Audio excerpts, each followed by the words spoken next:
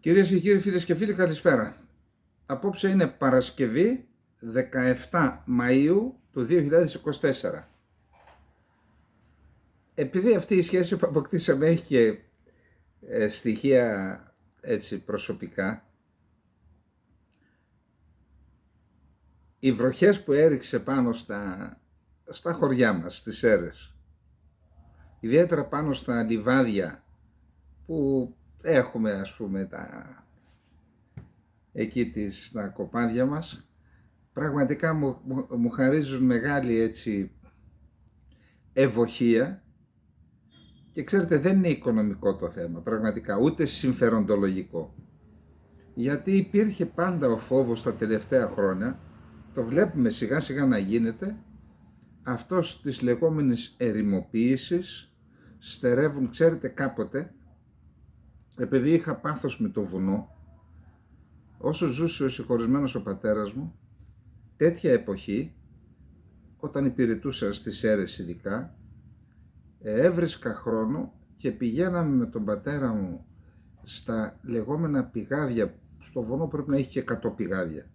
Πηγαίναμε λοιπόν στα πηγάδια και τα καθαρίζαμε. Δηλαδή βγάζαμε τη λάσπη. Όταν λέμε πηγάδια, για όσους δεν ξέρουν, είναι ορισμένες πηγές που βγαίνουν μέσα από τα σπλάχνα του βουνού. Έβγαζε νερό. Εκείνο λοιπόν είχαν δημιουργήσει οι βοσκοί χρόνια τώρα ή και αιώνες. Είχαν δημιουργήσει κάποιες σαν λεκανίτσες που μέσα μάζευε νερό και εκεί έπινε ο κόσμος. Αυτό λοιπόν πηγαίναμε και τα καθαρίζαμε τέτοια εποχή από τα φύλλα, από τις λάσπες που έπεφταν και το νερό γινόταν πεντακάθαρο. Ορισμένα δε από αυτά, επειδή με τα χέρια γινόταν η καθαριότητα, δεν άντεγες ήταν τόσο κρύο το νερό, δεν άντεγες να κρατήσεις μέσα τα χέρια σου. Το ξέρετε ότι από τα 100 αυτά πηγάδια, αν έχουν νερό τώρα τα 20, όλα τα άλλα στέρεψαν. Δεν γίνεται τώρα. Δεν ξέρω πώς θα το πείτε αυτό, κλιματική αλλαγή, όπως θέλετε πέστε το. Σας λέω πάντως ότι από τα 100 πηγάδια τα 80 στέρεψαν. Στέρεψαν. Το δε ποτάμι, έχουμε ένα ποτάμι εκεί, το οποίο στέρευε το καλοκαίρι Αύγουστο-Σεπτέμβριο, ένα δίμηνο. Δεν κατέβαζε χαμηλά νερά. Τώρα το πρώτο νερό το έφερε τέλη Δεκέμβρη. Κατέβασε νερό. Όλο το χρόνο στεγνό. Ένα ποτάμι που κατέβαζε νερό και έπνιγε τον τόπο. Άρα και φέτος τα σημάδια δεν ήταν καλά τον Απρίλη. Είχαμε κάτι 30-32 βαθμούς πόσο. Ξεράθηκαν τα λιβάδια προτού βγουν τα χόρτα. Δηλαδή από την παγωνιά πήγαμε στο καλοκαίρι, στην ξέρα, στην ξερασία. Όμως από τότε που άλλαξε το φεγγάρι έχουμε συνεχείς βροχές. Έχω πάνω μου, στέλνουν τα παιδιά βίντεο και φωτογραφίες, καταπράσινα όλα. Μεγάλωσαν τα χόρτα, τα στάρια και τα κρυθάρια, τα δημητριακά δηλαδή, τα κοκκία όπως λέμε στα ποντιακά, έχουν δέσει. Άρα υπάρχει μια χαρά για όλα αυτά. Και δεν το λέω τυχαία αυτό. Ξέρετε, αυτό που ξεκινήσαμε με την Επιτροπή για την Εθνική Κυριαρχία και την Κύπρο, δεν ήταν εύκολη η απόφαση να υπογράψω καταρχάς και να εμπλακώ με τον τρόπο που το κάνω, βοηθώντας το συμμετέχω. Δεν ήθελα να είμαι υποψήφιος, αλλά όπως βλέπετε συμμετέχω και βοηθώ όσο μπορώ.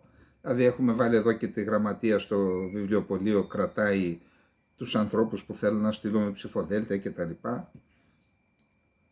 Αυτό λοιπόν είναι μια ευθύνη που αναλάβαμε. Τώρα που ήμουν έτοιμος στην κανονική αποστρατεία, δηλαδή να πάω να κάνω ένα ξύλινο σπίτι στο βουνό και να ξεκουραστώ τέλος πάντων, ξαναμπήκαμε στα βαθιά.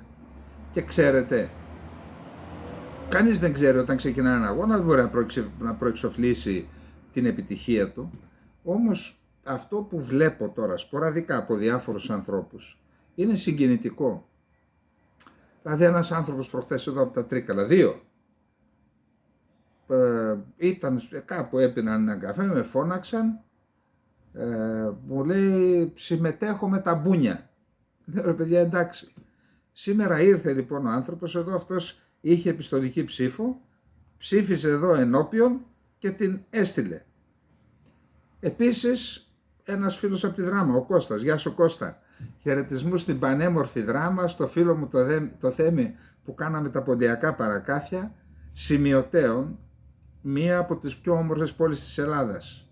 Όσοι δεν έχετε πάει, να την πάτε, να την δείτε, να δείτε τα νερά της Αγίας Βαρβάρας, τα εκπληκτικά ξενοδοχεία, δεν είναι μόνο το Ίδραμα, αλλά τα ξενοδοχεία, όμορφη πόλη, όμορφοι άνθρωποι, αδικημένοι και αυτοί γιατί κάποτε είχε δεκάδες βιοτεχνίες που έκαναν έτοιμα ενδύματα για τη Γερμανία και όλα αυτά. Εν πάση περιπτώσει, πάμε καλά θα έλεγα. Καλή πόλη, όμορφη πόλη. Κώστα λοιπόν, σε ευχαριστούμε εκ μέρους της Επιτροπής. Έστειλε ένας άνθρωπος ο οποίος είναι μεροκαματιάρης θα έλεγα, 500 ευρώ στο συμμετέχω. Θέλω να πω, τέτοιες ενέργειες που τις γίνομαι κοινωνός τέλος πάντων όλων αυτών των συγκινητικών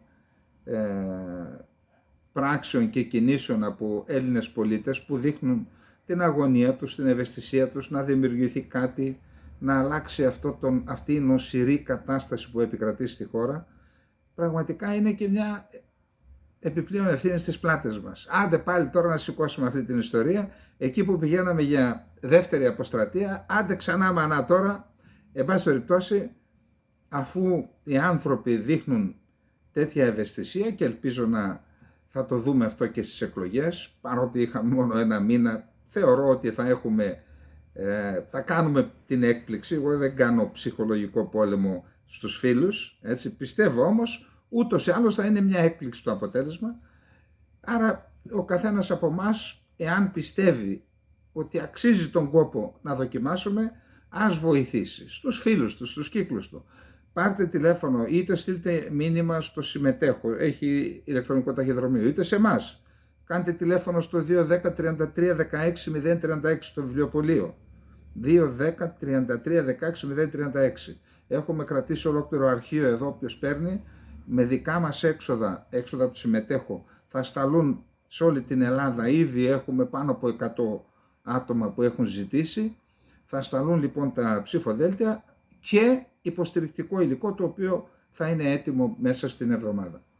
Λοιπόν, αυτά είχα να πω και μία ακόμα ελπιδοφόρο είδηση που έχω και προσωπική ικανοποίηση, ίσως έπαιξε και εγώ ένα ρόλο, 1%. Υπάρχει μία εταιρεία εκπαίδευσης χειριστών αεροσκαφών στην Ελλάδα. Δεν έχει σημασία το όνομά της, δεν με νοιάζει ούτε τα πρόσωπα ούτε τα... Αυτή λοιπόν χρησιμοποιούσε το αεροδρόμιο της Κοζάνης για να εκπαιδεύει τους χειριστές. Το αεροδρόμιο της Κοζάνης όμως είχε αρκετές ημέρες με νέφωση και αυτό ήταν εις βάρος της εκπαίδευσης. Δηλαδή επιβαρυνόταν η εκπαίδευση αλλά και οι εκπαιδευόμενοι και η εταιρεία. Κάποια στιγμή λοιπόν αποφάσισαν να το μεταφέρουν στο αεροδρόμιο της Καβάλας, το Μέγας Αλέξανδρος λέγεται, και εκεί ήρθε και το πήρε η Fraport. Όταν το πήρε η Fraport άρχισε, γιατί εκεί υπάρχει περισσότερη ηλιοφάνεια, λιγότερες νεφώσεις. Όταν το πήρε η Fraport άρχισαν να δημιουργούνται κάποια προβλήματα, έφτασαν στα αυτιά μου όλα αυτά και τότε ζήτησα από τον Νίκο τον Παναγιωτόπουλο, ο οποίος ήταν στην αντιπολίτευση. Και τον πήρα τηλέφωνο, το γνωρίζω το παιδί, είμαστε κοντοχωριανοί πες. Το είπα, Νίκο, αυτήν την υπόθεση μην την αντιμετωπίσουμε. Είχαν ζητήσει αυτοί οι άνθρωποι το αεροδρόμιο, το στρατιωτικό αεροδρόμιο του Αμυγδαλεώνα, που παλιά ήταν και πολιτικό αεροδρόμιο αλλά και στρατιωτικό, πριν γίνει ο Μέγας Αλέξανδρος. Λέω, ζητούν οι άνθρωποι αυτοί από την εταιρεία χειριστών, ζητούν το αεροδρόμιο του Αμυγδαλεώνα. Βάλε πλάτη κι εσύ, αντιπολίτευση είσαι, αλλά αν το στηρίξεις κι εσύ, έκανα ένα διάβημα και προς τον Καμένο που ήταν υπουργός άμυνας, Τελικά δρομολογήθηκε, νομίζω ότι ολοκληρώθηκε επί Παναγιωτόπουλου σαν Υπουργός Άμυνας. Χθες ή σήμερα έκαναν θεμέλιο λίθο, το αεροδρόμιο τελικά δόθηκε από το Υπουργείο Άμυνας για χρήση, δεν ξέρω λεπτομέρειες, αλλά κάποιο συμβόλαιο θα υπογράφηκε.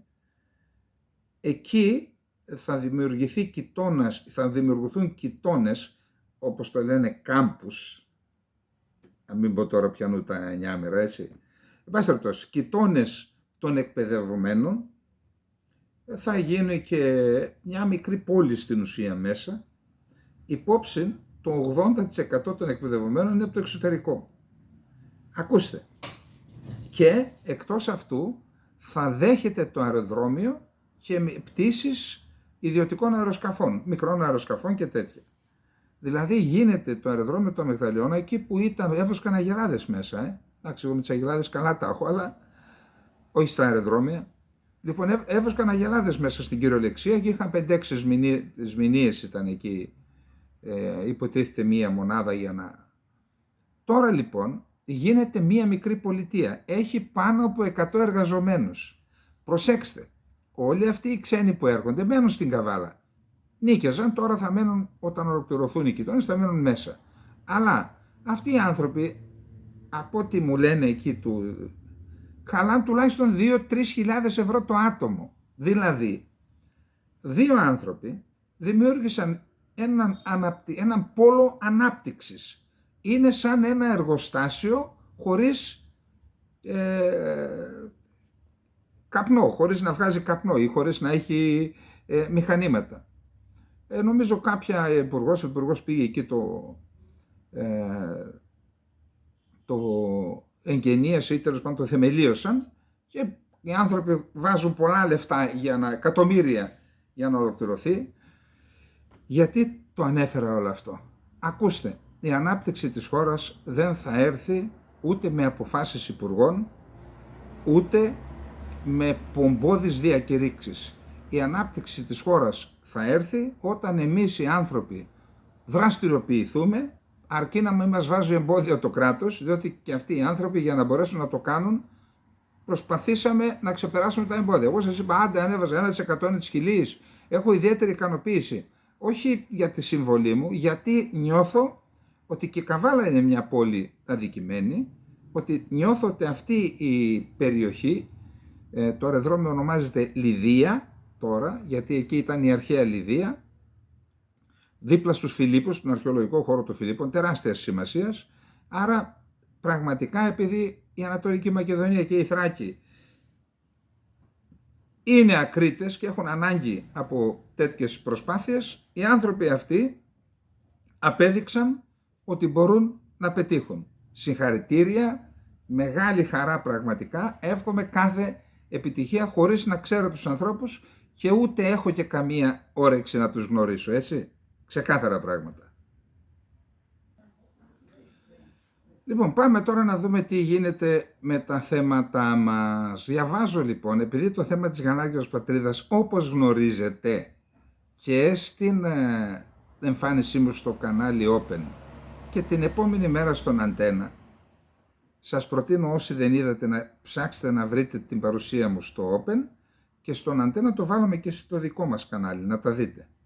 Εκεί λοιπόν ανέδειξα το θέμα της Γαλάζιας Πατρίδας ως μείζωνα πρόκληση από πλευράς της Τουρκίας, μάλιστα και σε άρθρα το έχω κάνει, πρόκληση η οποία όσον αφορά και τις δηλώσεις του Υπουργού Άμυνας, αλλά και των αξιωματικών, ανωτάτων αξιωματικών του πολεμικού ναυτικού κυρίως, αλλά και η απόφαση του Υπουργείου Παιδείας να συμπεριληφθεί η Γαλάζια Πατρίδα, έγιναν μετά την υπογραφή της διακήρυξης των Αθηνών. Να είχαμε να λέγαμε. Αναγκάστηκε, εκτιμώ δηλαδή, γιατί δεν το έκανε πιο πριν, ο Γεραπετρίτης να κάνει διευκρινιστική δήλωση και τα έκανε χειρότερα. Τον ρώτησε κάποιος, τι γίνεται με τη Γαλάζια Πατρίδα, αυτό δεν είναι πρόκληση? Γιατί δεν το θίξατε? Και λέει, μα δεν υπάρχει τίποτα, λέει. Είναι, λέει, προσχέδιο εκείνο, δεν μπήκε στο πρόγραμμα. Δηλαδή οι δηλώσεις του Υπουργού Άμυνας δεν είναι... Τι λέει η διακήρυξη? Να αποφεύγονται δηλώσεις και ενέργειες. Οι δηλώσεις δεν. Γιατί δεν κάνετε διάβημα για τις δηλώσεις? Πώς η Τουρκία έκανε διάβημα για τη δήλωση που έγινε για τα θαλάσσια πάρκα? Εσείς γιατί δεν κάνετε διάβημα? Θέλω να πω ότι πέφτει χοντρό δούλεμα από τους πολιτικούς. Ψέμα, υποκρισία και δούλεμα των πολιτών. Ακριβώς όπως σας τα λέω και δεν υπάρχει δόση υπερβολής. Ψέμα, υποκρισία και δούλεμα. Όσο δε για την ουσία του να, καταρχάς, έχει μπει στα πανεπιστήμια. Έχουν μοιράσει στα πανεπιστήμια, έχω ντοκουμέντα στα χέρια μου, χάρτες, όλα τα ονόματα των νησιών αλλαγμένα τουρκικά, δεν αναφέρεται, όχι, θάλασσα του Αιγαίου είναι θάλασσα των νήσων, δηλαδή μπήκε στα πανεπιστήμια, απλά τώρα θα μπει και στη μέση εκπαίδευση. Και έχω πει ότι θα έρθουμε, δεν το είπα εγώ, το είπε κάποιος σχολιαστής, γιατί όταν σκεφτόμαστε πολύ, σκεφτόμαστε καλύτερα. Κανένας δεν μπορεί το μυαλό του να πάει σε όλες τις πτυχές. Το ενός πάει σε μια πτυχή, το άλλο στην άλλη. Γι' αυτό είπαμε να σκεφτόμαστε πολύ και να αποφασίζουμε πολύ. Καλύτερα είναι. Μου είπε κάποιος, θα γίνει όπως έγινε με το Σκοπιανό. Διδάσκονταν, ενώ οι άνθρωποι στα Σκόπια ήταν Βούλγαροι, είναι Βούλγαροι.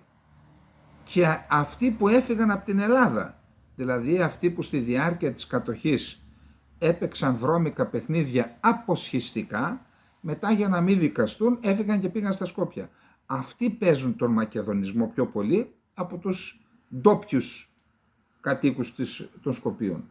Αυτοί λοιπόν, όταν ήταν το κομιτάτο το βουλγαρικό, οι λεγόμενοι κομιτατζίδες, ήταν με τους Βουλγάρους. Όταν τα ξέρουμε, αυτά έχουμε και ντοκουμέντα, ξέρουμε ποιοι και πόσοι. Και σε όλους τους νομούς που υπάρχουν κάτοικοι που μιλούν αυτό το ιδίωμα, το οποίο μοιάζει με τη βουλγαρική γλώσσα, αλλά είναι σε ορισμένες περιοχές, όπως για παράδειγμα στην Αριδαία, είναι μίξη, αλλά έχουν ως βάση σλάβικη βουλγαρική γλώσσα. Αυτοί οι άνθρωποι λοιπόν δεν έλεγαν ποτέ ότι είναι Μακεδόνες. Απόδειξε ότι δεν υπάρχουν βιβλία, είτε διηγήματα, είτε ιστορικά που να αναφέρονται σε μακεδονικό έθνος που να μιλάει σλάβικα, βουλγάρικα ή να μιλούν και για Μακεδονία. Εννοώ από εκεί πάνω, πέρα στη Δαρδανία. Πότε έγινε αυτό? Όταν άρχισαν να μιλούν για Μακεδονία, είπαμε, από την Τρίτη Διεθνή, από το 1919-20, και τότε παραιτήθηκαν γενικοί γραμματές του ΚΚΕ, ο Κορδάτος, μάλιστα τον Κορδάτο επειδή ήταν αντίθετος στην εντολή της Τρίτης Διεθνούς, ο ιστορικός, για να πάρει το Κομμουνιστικό Κόμμα Ελλάδας θέση αποσχιστική για τη Μακεδονία, παραιτήθηκε και εδώ στο Εθνικό Κήπο δέχτηκε και μια δολοφονική επίθεση. Δεν το σκότωσαν, αλλά μια απόπειρα που εγώ δεν έχω στοιχεία, αλλά εκτιμώνται γι' αυτό το κάνα, για να το φοβήσουν. Εν πάση περιπτώσει, όταν όμως άρχισε να διδάσκεται η γλώσσα, κατασκευάστηκε με εντολή του Τίτο, ξέρουμε και τους επιστήμονες, τους γλωσσολόγους που την έκαναν γλώσσα, και ο μακεδονισμός άρχισε να διδάσκεται στα σχολεία. Και σήμερα έχουμε το πρόβλημα. Όπως έχουμε σήμερα το πρόβλημα με κάποιους ανθρώπους πρώτη, δεύτερη γενιά νομίζουν ότι είναι Μακεδόνες, έτσι θα έχουμε και με την Τουρκία το πρόβλημα. Πρώτη, δεύτερη γενιά σου λέει αυτή είναι η γαλάζια πατρίδα. Τι μας λέτε τώρα? Σας έχω εδώ και κάτι ωραίο μετά. Πάμε να δούμε τώρα τι λένε αυτοί οι άνθρωποι από εκεί, στα Σκόπια. Βγήκε μετά την κυρία Γκορντάνα Σιλιάνοφσκα, η οποία είναι καθηγήτρια πανεπιστημίου η γυναίκα. Έτσι, ξέρει που να στηριχτεί και τι να κάνει. Έρχεται τώρα ο Πρωθυπουργός που δεν πήρε ακόμα ψήφο εμπιστοσύνης, αλλά θα πάρει αφού πήρε 40%, ο οποίος λέει αποτελεί ατομικό δικαίωμα του να χρησιμοποιεί τους όρους Μακεδονία και Μακεδονικός και προτρέπει το ίδιο να κάνει και η πρόεδρος της Δημοκρατίας, λέει ο νέος Πρωθυπουργός. Μάλιστα, ο πρόεδρος του ΒΜΡΟ χαρακτήρισε τη στάση της νέας Προέδρου αξιοπρεπή και πρόσθεσε ότι περιμένει συγχαρητήρια από τον νότιο γείτονα. Δεν θα σου πούμε και συγχαρητήρια εμείς. Ειδικότερα ο Μητσόσκι δήλωσε ότι δεν περιμένω οι σχέσεις των δύο χωρών να βασίζονται σε πολιτικές επίδειξης ισχύως, περιμένουμε να έχουμε καλές και άριστες σχέσεις γειτονίας. Εκτιμώ ότι το ΒΜΡΟ και η κυβέρνηση της Νέας Δημοκρατίας έχουν τη δική τους θέση σχετικά με τη Συμφωνία των Πρεσπών. Σε κανένα μας δεν αρέσει αυτή η συμφωνία. Ο Μητσόσκι πρόσθεσε δε ότι, σε αντίθεση με την Ελλάδα, η Συμφωνία των Πρεσπών αποτελεί μέρος των θεσμών του Συντάγματος και των νόμων του κράτους και είναι δικαίωμά του το πώς θα αποκαλεί τη χώρα του δημοσίως και στα μέσα ενημέρωσης. Λέει, δικαίωμά μας είναι. Περιμένετε. Περιμένω ότι η πρόεδρος Σιλιάνοφσκα θα χρησιμοποιεί το όνομα Μακεδονία και τη λέξη Μακεδονικός, γιατί σύμφωνα με την ερμηνεία μας για τη Συμφωνία των Πρεσπών δεν υπάρχει καμία παραβίαση και δράτω της ευκαιρίας να πω στους φίλους μας από την Ελλάδα να σταματήσουν τις απειλές, τα εμπόδια και αντί να γυρίσουμε πίσω, ας κοιτάξουμε το μέλλον. Αυτά είναι έγγραφα που αποτελούν μέρος του νόμου. Αν νομίζουν οι Έλληνες ότι παραβιάσαμε τη συμφωνία, τότε υπάρχει το Διεθνές Δικαστήριο της Χάγης. Οπότε εκεί θα διασταυρώσουμε τα επιχειρήματά μας. Δεν θα ήθελα να συμβεί αυτό. Τους καλώ να έχουμε φιλικές σχέσεις, να βοηθάμε ο ένας τον άλλον. Και αν κάποιος περιμένει από το ΒΜΡΟ να επαναλάβει τα λάθη του παρελθόντος, να είστε σίγουροι ότι δεν θα το κάνουμε αυτό. Είπε ότι αναμένει να επικυρωθεί το πρωτόκολλο που θα αναφέρεται στην οικονομική συνεργασία των δύο χωρών. Ειδικότερα δήλωσε, θέλουμε οικονομική συνεργασία και εκμεταλλεύουμε αυτή την ευκαιρία να καλέσω τις ελληνικές εταιρείες να επενδύσουν στη Βούμου. Θέλουμε να τις καλωσορίσουμε όπως πρέπει και οι εταιρείες της χώρας του πρόσθεσε να επενδύσουν στην Ελλάδα, καθώς έτσι πρέπει να συνεργάζονται οι εταίροι. Συνεχίζοντας το ίδιο κλίμα, ο Μητσόσκι είπε ότι δυστυχώς η πρώτη εντύπωση από τον νότιο γείτονά μας, αντί για συγχαρητήρια για το θρίαμβο του ΒΜΡΟ, όσο και τη Σιλιάνοφσκα, είδαμε δημοσίως επίδειξη ισχύως, παρόλο που η Συμφωνία των Πρεσπών εφαρμόζεται στη χώρα μας, ενώ εκεί δεν έχουν κάνει τρία βασικά πράγματα. Θέλουμε σχέσεις καλής γειτονίας και προσδοκώ να συναντήσω τον Έλληνα Πρωθυπουργό σύντομα και να συζητήσουμε για συνεργασία στον τουρισμό, την οικονομία, την εκπαίδευση κτλ. Λοιπόν, εδώ υπάρχει ένα ζήτημα.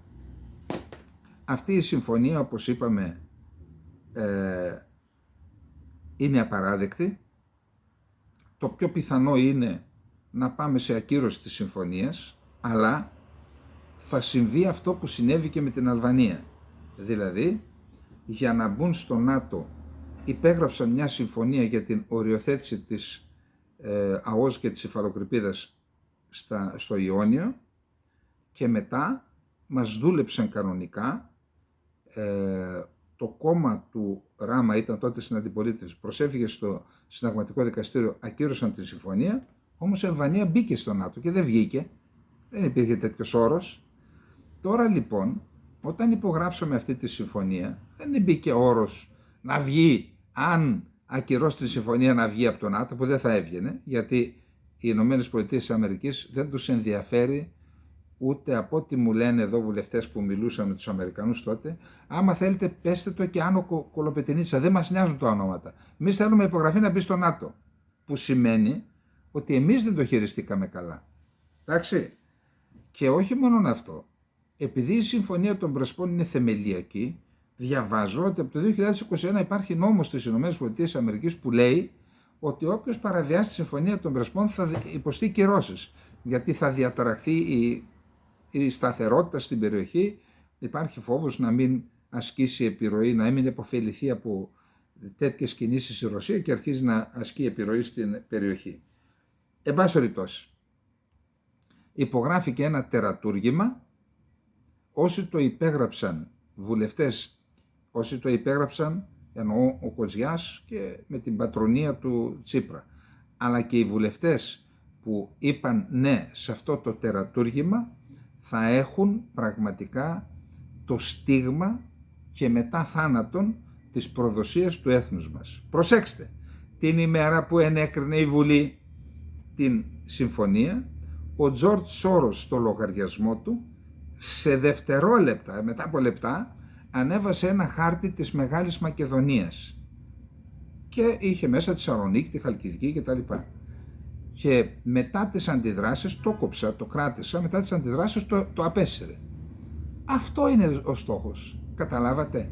Και δεν πρέπει να βλέπουμε τα γεγονότα με βάση την δικιά μας παρουσία σε αυτή τη ζωή. Θα πρέπει να τα βλέπουμε μακροπρόθεσμα. Όταν δημιουργείς ένα κράτος και όταν δημιουργείς ένα λαό, δεν έχει σημασία που είναι 1 εκατομμύριο, που πιστεύει ότι είναι Μακεδόνες και του δίνεις τη σφραγίδα του κράτους της Μακεδονίας, αφήστε τα βόρεια και τα τέτοια, αυτά είναι παραμύθια. Αφού είναι Μακεδόνες, τους αναγνωρίζουμε ως Μακεδόνες τους ανθρώπους. Και ότι μιλούν μακεδονικά, τι σχέση η βόρεια, νότια, ανατολική και δυτική? Μακεδονία θα μείνει. Τώρα, άμα γράφει το διαβατήριο, τρέχα γύρευε. Η ουσία είναι η ταυτότητα και η γλώσσα που τους δώσαμε. Λοιπόν, αυτά πρέπει να τα βλέπουμε σε βάθος χρόνου. Και αυτά πρέπει να τα βλέπουμε σε συνδυασμό και με άλλα σχέδια. Δεν είναι τυχαίο που η Τουρκία είναι η πρώτη χώρα στον κόσμο που αναγνώρισε τα Σκόπια με το όνομα Μακεδονία. Και είχα πει τότε να κάνει η Ελλάδα μια δήλωση και να πει ότι καλωσορίζουμε την Τουρκία, το σημειώνουμε, να ξέρει όμως ότι η Ελλάδα θα είναι η πρώτη χώρα στον κόσμο που θα αναγνωρίσει το Κουρδιστάν. Αλλά ποιος να στα πει αυτά? Καθοσπρεπισμός και τα λοιπά και τα λοιπά. Εντάξει. Εδώ λοιπόν, όταν και αν, είδατε τι κάνουν τώρα. Το κόμμα των τουρκόφρονων της Θράκης έβαλε μία που αυτό αποκαλείται Μακεδόνισσα, αλλά όχι Ελληνίδα, αυτό το φτιαχτό το πράγμα. Με τους Αλβανούς είπαμε ότι έχουν στην Ελλάδα που δεν έχουν δικαίωμα να ψηφίσουν αυτό το κόμμα. Και με τους Βλάχους γίνονται διάφορα κόλπα, οι Γερμανοί κυρίως εμπλέκονται, άρα θα τα βλέπουμε αυτά με τέτοιο μάτι και μακροσκοπικά σε βάθος χρόνου, όχι τώρα. Είναι μικρό το κράτος και είναι υποδιάλυση. Μην τα βλέπετε έτσι. Λοιπόν, σήμερα είχαμε μία πραγματικά πολύ σημαντική, δύο σημαντικές εξελίξεις που αφορούν την Κύπρο. Η μία είναι ότι άρχισε να λειτουργεί το τεχνητό λιμάνι που έκαναν οι Αμερικανοί, πάνω από 250 εκατομμύρια χάλασαν, για να δέχεται βοήθεια από το λιμάνι της Λάρνακας, το τεχνικό λιμάνι στις ακτές της Γάζας. Η κατάσταση είναι τραγική και επειδή με τα περάσματα που είναι στην ξηρά υπάρχουν τα γνωστά προβλήματα και να περάσουν από τις πύλες που διέρχονται οι φάλαγγες, είναι οι έπικοι, οι φανατικοί που σταματάνε τα αυτοκίνητα και λαιλατούν την ανθρωπιστική βοήθεια.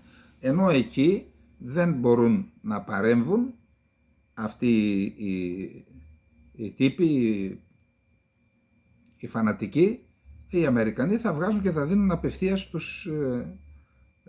αφού θα τα ελέγχουν οι Ισραηλινοί στην Λάρνακα, άρα εκεί θα φτάνουν στο λιμάνι, έχουν κάνει και ένα δρομάκι πλωτός, φτάνει μέχρι την ακτή, θα μπαίνουν τα αυτοκίνητα και θα μοιράζουν τη βοήθεια. Η σημασία της Κύπρου λοιπόν, κορυφαία, έχουμε επένους από τους Αμερικανούς, είναι καλή εξέλιξη. Η δεύτερη καλή εξέλιξη. 8 υπουργοί εξωτερικών, ή μάλλον υπουργοί εξωτερικών 8 χωρών της Κύπρου συμπεριλαμβανομένες, βρίσκονται και σήμερα που μιλάμε στην Κύπρο. Το πρωί έκαναν μια συνεδρίαση, το απόγευμα άλλη μια που αφορούσε τη Συρία, και βασικό θέμα ήταν η διαχείριση του μεταναστευτικού παύλα προσφυγικού. Η Κύπρος έχει τεράστιο πρόβλημα για δύο λόγους. Ο ένας είναι ότι ο Λίβανος έχει σχεδόν το 50% του πληθυσμού του είναι πρόσφυγες, δέχθηκε πρόσφυγες στο 50% του πληθυσμού επιπλέον, οι περισσότεροι από τη Συρία. Και εκεί επειδή υπήρχε πρόβλημα, καταρχάς η Ευρώπη έχει επιβάλει κυρώσεις, δεν μπορεί να πάει ανθρωπιστική βοήθεια,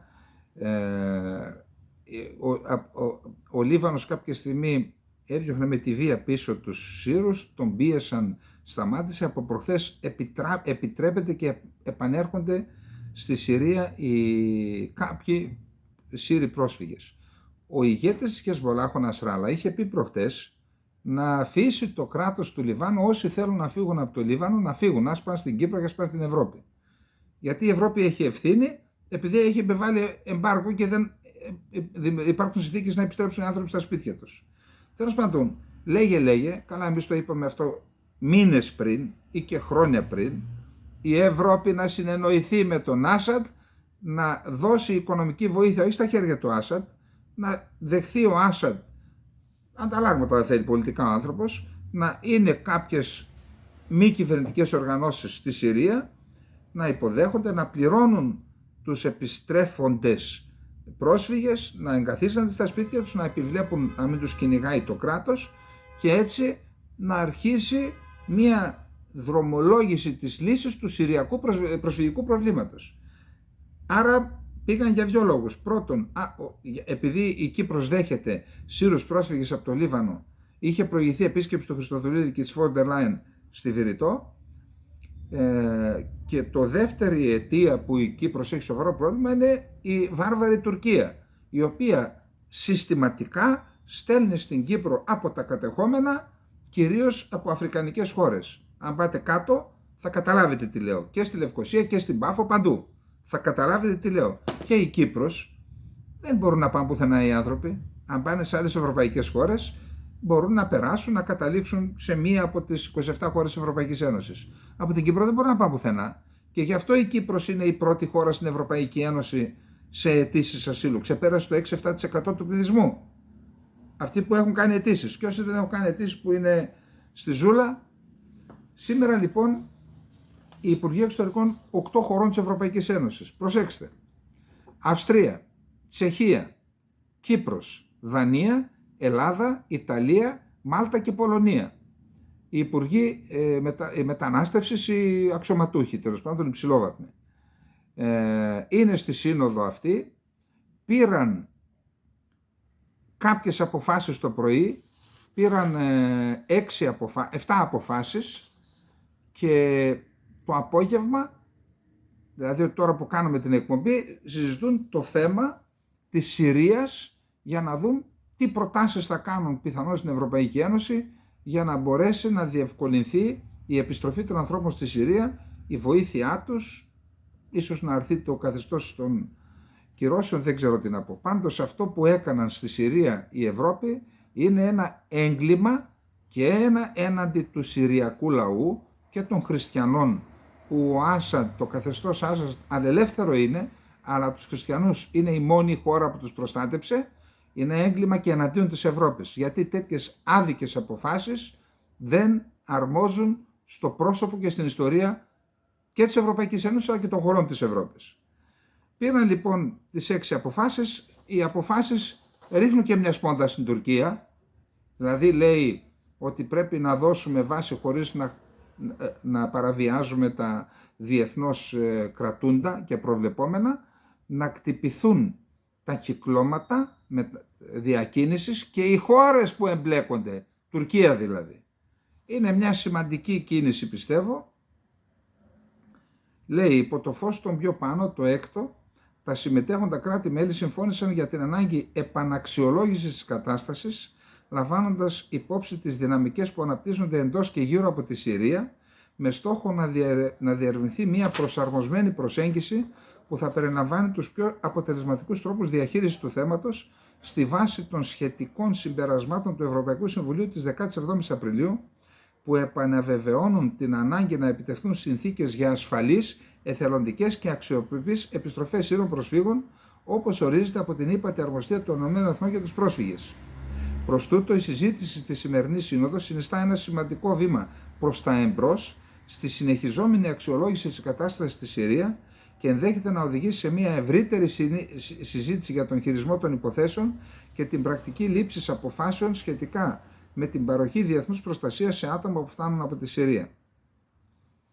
Λοιπόν, αρκεί θέλω να σας πω το εξής, ότι όταν θα προχωρήσει η Επιτροπή και σταθεί στα πόδια της, δούμε τα διάφορα οργανωτικά, όπως προχωράμε, λύνονται και οργανωτικά προβλήματα, εγώ θα προτείνω, δεν ξέρω τώρα τι θα αποφασιστεί, η Επιτροπή να επισκεφτεί καταρχάς την Κύπρο και στη συνέχεια να επισκεφτεί τη Συρία, το Ιράκ, το Λίβανο, τη Συρία, το Λίβανο, όπου εκεί εκτός των άλλων υπάρχουν και εκατομμύρια Έλληνο-Ορθόδοξοι, το Ιράκ, τη Βαγδάτη, το Κουρδιστάν, την αυτόνομη περιοχή του Κουρδιστάν, ούτως ώστε την Αίγυπτο, πολύ σημαντική, την Αιθιοπία ενδεχομένως, που είναι ένα κράτος, θα έπρεπε να το θεωρούμε αδελφό, ούτως ώστε να δείξει και τις προτεραιότητες που έχει αυτό το κίνημα πολιτών.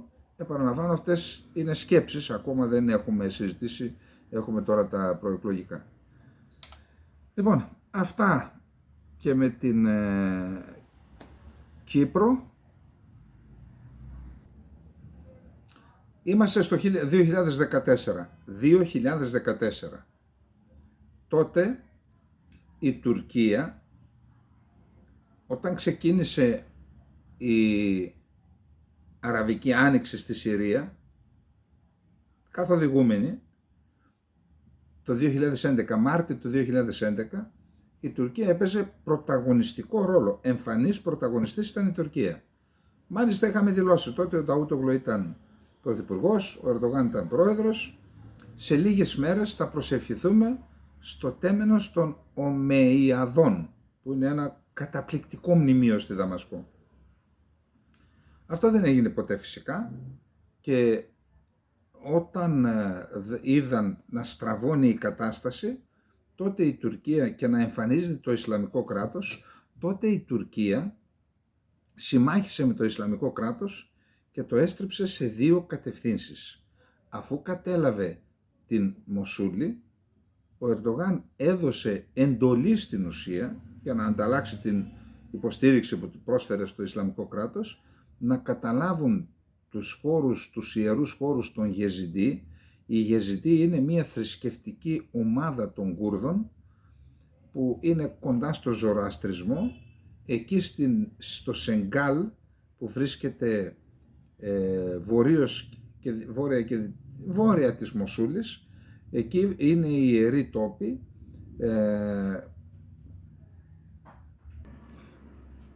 Τους έστειλε λοιπόν ο Ερντογάν τους τζιχαντιστές του Ισλαμικού κράτους, τους τρομοκράτες, να καταλάβουν το Σενγκάλ και τους ιερούς τόπους των Γεζιντίδων.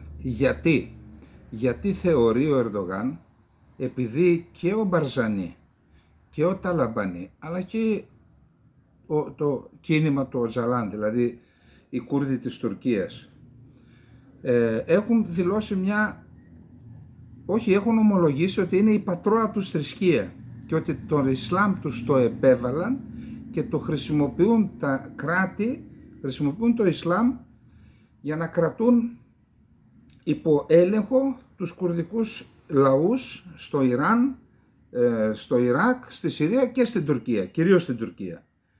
Και εάν ξαναγυρνούσαν στο γεζιτισμό, πώς θα τους έλεγχαν? Τώρα μέσα από τα τζαμιά ελέγχουν εκατομμύρια κόσμο. Γι' αυτό είπε, πήγαινε, διέλυσε τους Γεζιντί, και έτσι πήγαν οι τζιχαντιστές και έκαναν απόπειρα γενοκτονίας. Και εκεί βοήθησαν οι Αμερικανοί και το ΠΚΚ και έσωσαν τους ανθρώπους. Η δεύτερη αποστολή που έδωσε ο Ερντογάν ήταν να καταλάβουν το Κομπάνι. Το Κομπάνι, μια καθαρά κουρδική πόλη, όχι κοντά στα σύνορα, πάνω στα σύνορα με την Τουρκία, ήταν έδρα ενός καντονιού κρίσιμου κοντά στον Εφράτη, για να ενωθεί συνέχεια το καντόνι του Κομπάνι με το καντόνι του Αφρίν. Οπότε είπε, πάρτε, καταλάβετε το, να τελειώναμε και με αυτή την ιστορία με τους Κούρδους. Όντως το Ισλαμικό κράτος περικύκλωσε από τρεις πλευρές το Ισλαμικό κράτος, και από τη μια το τουρκικό κράτος, γιατί είπαμε πάνω στα σύνορα. Και πήγε ο Ερντογάν στις 6, αν δεν κάνω λάθος, Οκτωβρίου του 2014 στην παρακείμενη πόλη Αντέπ, έκανε ομιλία και χερέκακα δήλωσε ότι το Κομπάνι πέφτει, από στιγμή σε στιγμή πέφτει, δείχνοντας την εμπλοκή της Τουρκίας. Βοηθούσε η Τουρκία το Ισλαμικό κράτος. Μετέφεραν από το έδαφος της Τουρκίας δυνάμεις για να ενισχύσουν τους τζιχαντιστές, αλλά και πυρομαχικά και όπλα. Τότε λοιπόν, όταν έκανε αυτή τη δήλωση, και επειδή ήταν κρίσιμες ημέρες, εξεγέρθηκαν οι Κούρδοι στην Τουρκία και έγινε δηλαδή διαδηλώσεις, κινήθηκε εναντίον τους αστυνομία και έγιναν σοβαρά επεισόδια της 6ης 8ης Οκτωβρίου του 2014. Και τότε Σε αυτά τα επεισόδια έχασαν τη ζωή τους 37 άτομα, τραυματίστηκαν 761, από τους οποίους οι 326 ήταν άνδρες των δυνάμεων ασφαλείας. Σύμφωνα με τα ίδια στοιχεία, κάηκαν 197 σχολεία, υπήρξαν φθορές σε 269 δημόσια κτίρια, σε 1.731 κατοικίες και επαγγελματικούς χώρους, ενώ υπέστησαν ζημιές 1.230 οχήματα. Για εκείνη λοιπόν το διήμερο, οι εισαγγελείς συνέλεξαν στην Τουρκία, συνέλεξαν στοιχεία και παρέπεμψαν στο δικαστήριο, για να δούμε πόσους, 108 άτομα, από τους οποίους νομίζω οι 70 διαφεύγουν, έφυγαν στο εξωτερικό για να μην δικαστούν. Χθες το δικαστήριο αποφάσισε τις ποινές. Προσέξτε τι ποινές. Σελαχατήρ Ντεμιρτάς, 42 χρόνια φυλακή. Η Yüksek Φιγγέν Yüksek, η οποία ήταν συμπρόεδρος του HDP, 30 χρόνια φυλακή και 3 μήνες. Η Γκιουλτάν Κισανάκ, η οποία ήταν συμπρόεδρος σε ένα φιλοκουρδικό κόμμα, το BDP, 10 χρόνια. Και ο Αχμέτ Τουρκ, που είναι συμπρόεδρος στο κόμμα Δημοκρατικής Κοινωνίας και αυτό φιλοκουρδικό, 82 ετών Αχμέτ Τουρκ, και εκλεγής δήμαρχος στο Μητροπολιτικό Δήμο του Μαρντίν με 75%, σε αυτόν επέβαλαν ποινή φυλάκισης 10 ετών. 72 είπαμε από τους 108 που δικάστηκαν ερήμην. Ο εισαγγελέας πρότεινε 7 φορές ισόβια κάθριξη, μία φορά και για τον Ντεμιρτάς και για την Yüksek, που ήταν η πρόεδρος και συμπρόεδρος του HDP. Αυτά λοιπόν είναι μία επιχείρηση εξόντωσης των Κούρδων, είναι πολιτική γενοκτονία αυτό που συμβαίνει, δεν μιλάει κανένας εκτός από έναν, ο οποίος είναι ο Μάικ Ρούμπιν, ένας Αμερικανός, ο οποίος γράφει απίστευτα άρθρα, ένα από αυτά ίσως αύριο να το σχολιάσουμε. Αυτά. Ο φίλος του κυρίου Μητσοτάκη, με τον οποίο προσπαθεί να συνεννοηθεί, την ώρα που το παίζει άγγελος με την Ελλάδα, δολοφονεί στην ουσία πολιτικά έναν λαό 20 εκατομμυρίων ανθρώπων. Εντάξει, πάμε τώρα. Έχουμε αλλαγή στο Υπουργείο Εξωτερικών της Τουρκίας, διόρισε 3 νέους υφυπουργούς, την Αϊσέ Μπερίζ Εκιντζή, τον Νούχ Χιλμάζ και τον Μπουρχανετίν Ντουράν. Ο Αχμέντ Γιλντίζ, μέχρι τώρα υφυπουργός εξωτερικών, διορίστηκε επικεφαλής της μόνιμης αντιπροσωπείας της Τουρκίας στον ΟΗΕ στην Νέα Υόρκη, και ο φίλος μας ο Μπουράτ Ακτσαπάρ, ο οποίος συναλλασσόταν με τους 3 Έλληνες, με τους 2 Έλληνες υφυπουργούς, δηλαδή την Παπαδοπούλου και το Φραγκογιάννη και το Λαλάκο από το ΙΠΕΞ, από το Υπουργείο Άμυνας. Αυτός πηγαίνει μόνιμος αντιπρόσωπος της Τουρκίας στον ΟΗΕ στη Γενέβη. Τώρα, κάτι που θα στεναχωρηθείτε.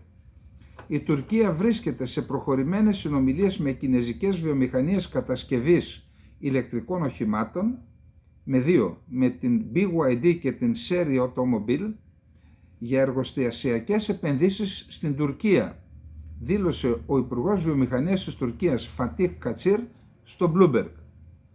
Είπε ότι εμείς μιλάμε και με άλλες εταιρείες, θα σας πω παρακάτω, και όλα αυτά γίνονται τη στιγμή που η Ευρωπαϊκή Επιτροπή διεξάγει έρευνες για να δει αν οι κινεζικές εταιρείες παίρνουν επιδοτήσεις από το κινεζικό κράτος και με βάση αυτό να τους επιβάλλουν και δασμούς.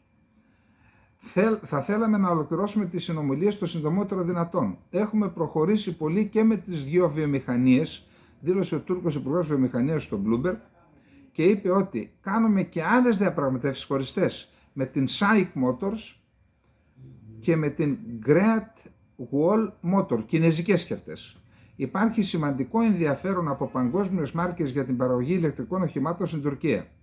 Η συμμετοχή της Τουρκίας στην Τελωνειακή Ένωση της Ευρωπαϊκής Ένωσης εξακολουθεί να είναι μεγάλο πλεονέκτημα για πολλές παγκόσμιες μάρκες. Η Τουρκία το 2023 έβαλε 40% δασμούς στις εισαγωγές ηλεκτρικών οχημάτων από την Κίνα. Και ρωτώ, η Τουρκία μιλάει με 4 κολοσσούς βιομηχανικούς, μπορεί να κάνουν και οι 4 εργοστάσια. Οι δικοί μας εδώ πέρα, εκτός από τα κολονάκια, εννοώ να γυρνούν στο κολονάκι, σας είπα με ένα άτομο που όποτε πήγα το βλέπω εκεί να χασκογελάει και να χαζεύει, πρώην υπουργός και νυν βουλευτής. Οι δικοί μας, αντί να γίνονται, να φροντίζουν, όλη η φροντίδα τους είναι αυτή, πώς θα εξυπηρετήσουν τα μεγάλα τζάκια. Δεν κάνουν καμιά βόλτα να χτυπήσουν καμιά πόρτα. Έχουμε δώσει στην Κίνα το λιμάνι του Πειραιά. Έχουμε πολύ καλές σχέσεις. Μήπως φέρουν στη Δυτική Μακεδονία, εκεί που κλείσαν τα εργοστάσια της ΔΕΗ, να κάνουν κανένα εργοστάσιο παραγωγής ηλεκτρικών οχημάτων, να αποκτήσει επιτέλους και η Ελλάδα, ούτε ποδήλατα κάνουμε, ξανά μία αξιόλογη αυτοκινητοβιομηχανία, αυτά τα σύγχρονα, τα ηλεκτρικά οχήματα. Τι κάθεστε, τι περιμένετε? Το παράδειγμα των 2 επιχειρηματιών στην Καβάλα πριν από λίγο δεν το ανέφερα? Τι περιμένετε? Κάντε συνομιλίες, προσανατολίστε κάποιους Έλληνες να συνεργαστούν μαζί τους, να έρθουν εδώ, δώστε κίνητρα, γη, δεν ξέρω τι θα δώσετε, ούτως ώστε να αποκτήσει η Δυτική Μακεδονία ένα εργοστάσιο παραγωγής ηλεκτρικών αυτοκινήτων. Πάρτε παράδειγμα από τους άλλους, τέλος πάντων. Και ένα τελευταίο πριν περάσουμε στο Ισραήλ. Το Συμβούλιο της Ευρώπης γιορτάζει σήμερα την 75η επέτειό του. Υπουργοί Εξωτερικών, και η οποία θα μιλήσουν για διάφορα πράγματα. Λέει η Deutsche Welle ότι δεν είναι το Κωσυφοπαίδιο μέσα στις προτεραιότητες στο επόμενο διάστημα. Σύμφωνα με το Deutsche Welle, πριν από 1 μήνα, η ένταξή του στο Συμβούλιο της Ευρώπης φαινόταν πολύ κοντινή, με μια εντυπωσιακή πλειοψηφία του 82% των μελών της Κοινοβουλευτικής Συνέλευσης στο Στρασβούργο ψήφισαν υπέρ την ένταξη του Κωσυφοπαίδειου ως 47ου μέλους του Συμβουλίου της Ευρώπης. Και αυτό κατέστη δυνατόν διότι είχε προηγηθεί η εισήγηση της κυρίας Ντόρας Μπακογιάννη, η οποία ως εισηγήτρια έχει εξετάσει την καταλληλότητα του Κωσυφοπαιδίου και το έκρινε κατάλληλο. Όμως, παρά την εισήγηση της Μπακογιάννη, παρά την ξεκάθαρη ψήφο, το Κωσυφοπαίδιο δεν συμπεριλαμβάνεται πλέον στην σημερινή ημερήσια διάταξη του Ετήσιου Συμβουλίου Εξωτερικών Υποθέσεων 17 Μαΐου. Γιατί Γαλλία, Ιταλία, Γερμανία από την ομάδα των Quint φρενάρουν το Κωσυφοπαίδιο.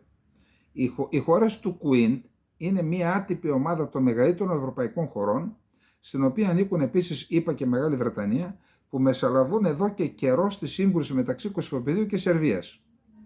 Και λένε ότι τώρα την φρενάρουν γιατί η Πρίστινα, ο Κούρτι ο πρωθυπουργός, δεν δέχεται την ένωση, την κοινότητα σερβικών δήμων του Κωσυφοπαιδίου, διότι υπάρχουν διάφορες φωνές, αυτός δεν προχωράει παρότι έχει δεσμευτεί, αλλά υπάρχουν και διάφορες φωνές στην Ευρώπη που λένε ότι άμα κάνουμε ένωση, κοινότητα σερβικών δήμων, τότε θα δημιουργήσουμε, θα πάμε σε βοσνιοποίηση του Κωσυφοπαιδίου, άλλαν τάλλον. Εν πάση περιπτώσει, η κυρία Μπακογιάννη, ή μάλλον το λάθος και το έγκλημα σε βάρος της Κύπρου που έκανε η κυρία Μπακογιάννη, αποδεικνύεται τώρα γιατί την αδειάζουν αυτοί που την πίεζαν να υπογράψει, να αλλάξει την εισήγησή της. Τώρα την αδειάζουν και μένει έκθετη, αν την νοιάζει αυτό. Και μια που αναφερθήκαμε τώρα εδώ στα δικά μας, πριν περάσω στο Ισραήλ, στη δήλωσή του ο κύριος, σας έχω τώρα θα το αναλύσουμε αύριο αυτό, ο κύριος Γεραπετρίτης σε συνέντευξη που έδωσε νομίζω στην ΕΡΤ, μίλησε ότι μας απασχολεί βασικά το θέμα της χερσαίας υφαλοκρηπίδας, κάπως έτσι το ονόμασε. όντως το έψαξα, υπάρχουν δύο έννοιες. Είναι η νησιωτική, η πυρωτική υφαλοκρηπίδας. Είναι η νησιωτική υφαλοκρηπίδα και η υπηρετική υφαλοκρηπίδα. Γιατί ο κύριος Γεραπετρίτης ανέφερε μόνο την υπηρετική? Τα νησιά δεν έχουν υφαλοκρηπίδα? Αρχίσαμε και υιοθετούμε σε φραστικό επίπεδο τις θέσεις της Τουρκίας, που η Τουρκία λέει ότι τα νησιά δεν δικαιούνται υφαλοκρηπίδα του Αιγαίου. Αλλά θα έρθω, αύριο θα έρθω για αυτό το θέμα, μαζί με τα θαλάσσια πάρκα. Σας έχω πράγμα εκεί πέρα. Λοιπόν, πάμε να δούμε τώρα τι γίνεται στο Ισραήλ.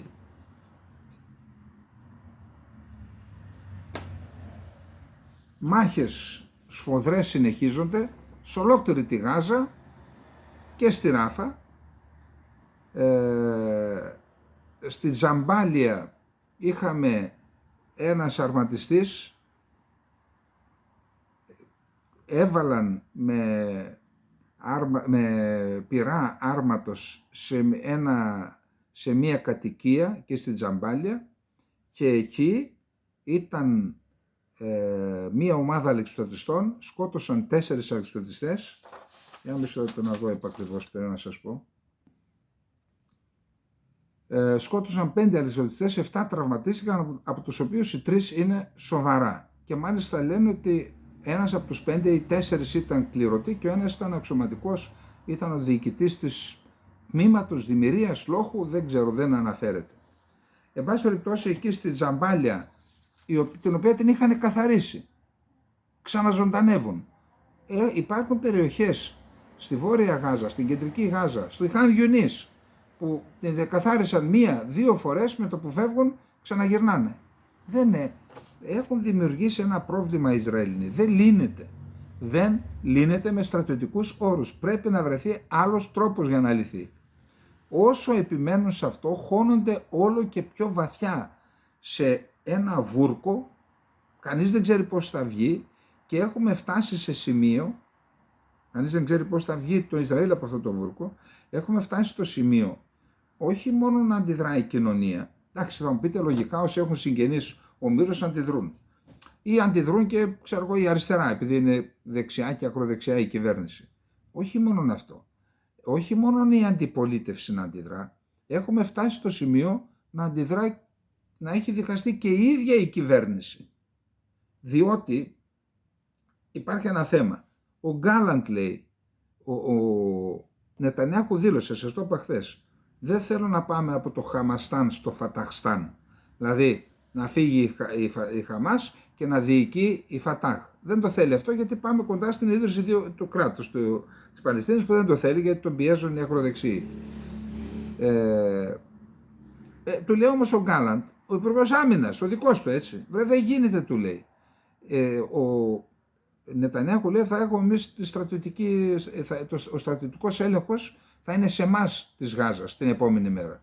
Μα του λέει, για να γίνει αυτό χρειάζονται 4 μεραρχίες, 50.000 στρατός.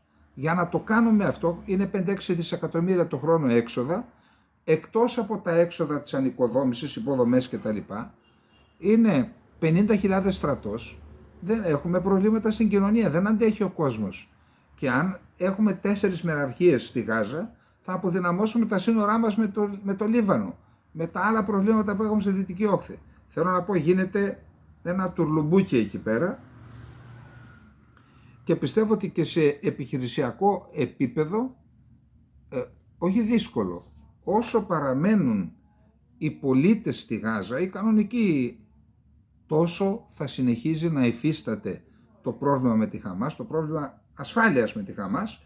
Φυσικά όσο περνάει ο καιρός και αν δεχθούμε ότι δεν αναπληρώνονται οι απώλειες, όχι σε προσωπικό, αναπληρώνονται. Παίρνουν άλλους, νέους, έλαση, σε όπλα και πυρομαχικά εννοώ, ότι ασφαλώς θα διαφοροποιείται επιταβελτίο για το Ισραήλ, επιταχύρω για τη Χαμάς. Αλλά δεν πρόκειται να ξεριζωθεί από εκεί πέρα. Πρέπει να βρουν τρόπο να το λύσουν με άλλο τρόπο. Αυτά που σκέφτονται για την τελική νίκη και τα λοιπά είναι πραγματικά στον κόσμο της φαντασίας, έτσι, σε φαντασιακό επίπεδο. Δημιούργησαν ένα σοβαρό πρόβλημα. Άσε που ακούω διάφορα ότι την επιχείρηση της αυτή της 7ης Οκτωβρίου πόσο ήταν, ότι κάπου την είχαν, δεν ήξεραν επακριβώς, και επειδή αυτοί που έκαναν το πάρτι αυτό της ειρήνης ήταν αριστεροί και πολλοί από αυτούς ήταν και υπέρ των Παλαιστινίων και της Γάζας, σου λέει άσους να βαρέσουν και μετά τους πελεκίσουμε. Δεν ήξεραν όμως, και τότε είχαν αποσύρει στρατεύματα από την περιοχή αυτή προς τη Δυτική Οχθή, γιατί περίμεναν μήπως ξεσηκωθούν εκεί, και γι' αυτό είχαν αυτήν την ήττα, έτσι, από την Χαμάς. Εν πάση περιπτώσει, αυτό το πρόβλημα δεν λύνεται με τον τρόπο που θέλει να τον λύσει ο Νετανιάχου. Αυτή η ιστορία, όσο πιο γρήγορα το καταλάβουν, θα μου πείτε εσύ ποιος είσαι που τα λες. Εντάξει, ανάλυση κάνουμε. Λοιπόν, αυτά, τακτικές ανταρτοπολέμου λέει, είναι μια, προσέξτε εδώ,